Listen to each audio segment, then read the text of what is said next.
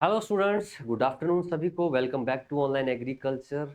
इस सेशन के अंदर हम बात करेंगे कि राजस्थान जेट 2024 में काउंसलिंग कंप्लीट होने के बाद जब आपको कॉलेज अलॉट हो जाएगा, उसके बाद आपको फिजिकली रिप्रेजेंट होना पड़ेगा, यानी रिपोर्टिंग आपको करनी पड़ेगी।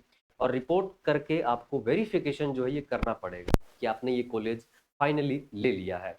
तो रिपोर्टिंग के टाइम, फिजिकल रिपोर्टिंग के टाइम आपको कौन कौन से ओरिजिनल डॉक्यूमेंट्स की रिक्वायरमेंट रहने वाली है, इस सेशन के अंदर हम बात करेंगे।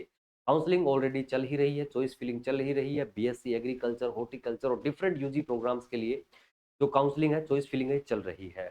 तो आई होप आपने जो चॉइस फिलिंग है वो कर लिया है। अगर नहीं किया है या कोई समस्या आ रही है तो इस नंबर पे आप व्हाट्सएप मैसेज छोड़ सकते हैं, व्हाट्सएप मैसेज ड्रॉप कर सकते हैं, तो यहाँ पर आपको जो हेल्प है वो कर दिया जाएगा। ठीक है, तो हम यहाँ पर बात कर लेते हैं सबसे पहले जो फिजिकल रिपोर्टिंग या रिपोर्टिंग वेरिफिकेशन का जो शेड्यूल है वो यहाँ पर आपको क्या देखने को मिलेगा। साथ में आपको बता दूं कि जो डॉक्यूमेंट्स जहां बताए जाएंगे, अगर आपके पास वो नहीं है तो फटाफट से अभी से ही वीडियो देखने के बाद से ही तुरंत लग जाइएगा, क्योंकि ओरिजिनल डॉक्यूमेंट्स की यहाँ पर रिक्वायरमेंट रहने वाली है। ठीक है, तो यहाँ पर ओरिजिनल डॉक्यूमेंट्स के साथ आपको फिजिकली रिपोर्टिंग करना है, फिर आपका वेरिफिकेशन होगा। इसका शेड्यूल क्या रहेगा, तो यहाँ पर 9 सितंबर से लेकर 10 सितंबर यानी मंडे और ट्यूसडे तक आपका जो रिपोर्टिंग का जो समय है ये देखने को मिलेगा। 2 दिन आपका वेरिफिकेशन जो है फिजिकली प्रेजेंट होना पड़ेगा और आपका वेरिफिकेशन जो है करना पड़ेगा।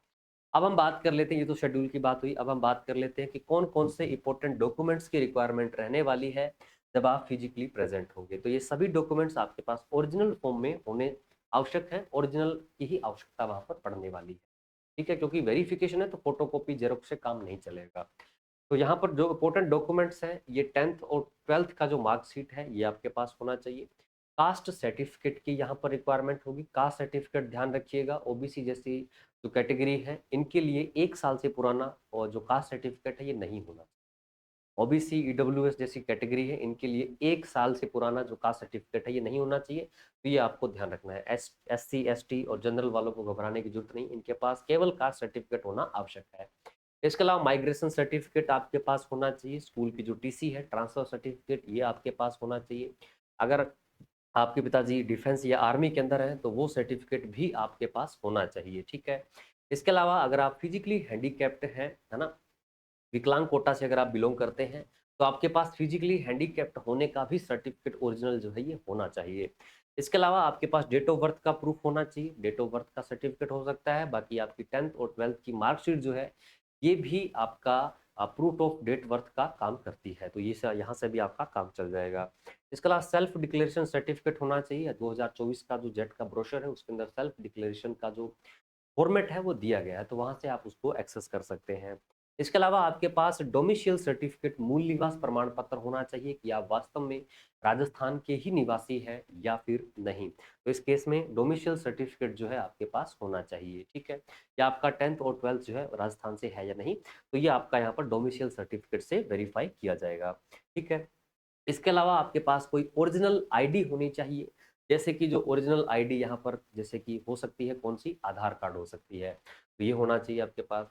अगर आपका गैप है, अंतराल है बीच में, 12th के 1 साल बाद अगर आप अगली साल के लिए जेट का परीक्षा दे दिया है आपने, तो उस केस में आपके पास गैप का एफिडेविट भी होना चाहिए। ठीक है, इसके अलावा पासपोर्ट साइज 4 फोटो आपके पास होनी चाहिए। जो आपने एप्लीकेशन फॉर्म के अंदर अपलोड की थी वही सेम 4 फोटो आपके पास फिजिकली होनी चाहिए, ना, उस टाइम आपके पास होनी चाहिए।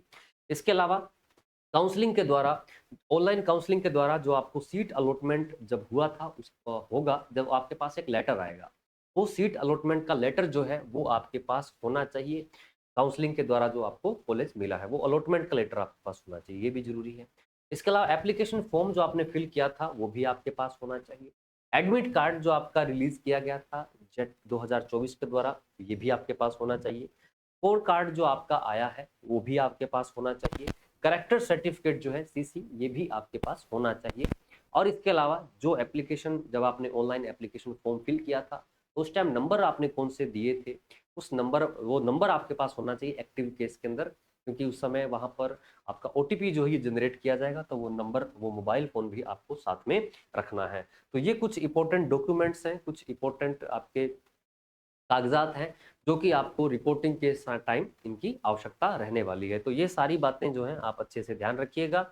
तो रिपोर्टिंग का जो टाइम है ये 9 सितंबर से लेकर 10 सितंबर तक रहेगा। उससे पहले आपको सभी डॉक्यूमेंट्स जो है उनको तैयार और एक अच्छी कंडीशन के अंदर रखना है, ताकि उस समय आपको कोई भागा दौड़ी के अंदर दिक्कत समस्या न हो। वैसे तो आपके सीनियर्स लोग होते हैं वहां पर, हेल्प कर देते हैं, लेकिन हम अपने ओर से कोई कमी न छोड़े ताकि हमें कोई दिक्कत समस्या का सामना न करना पड़े। तो ये था इस सेशन के अंदर।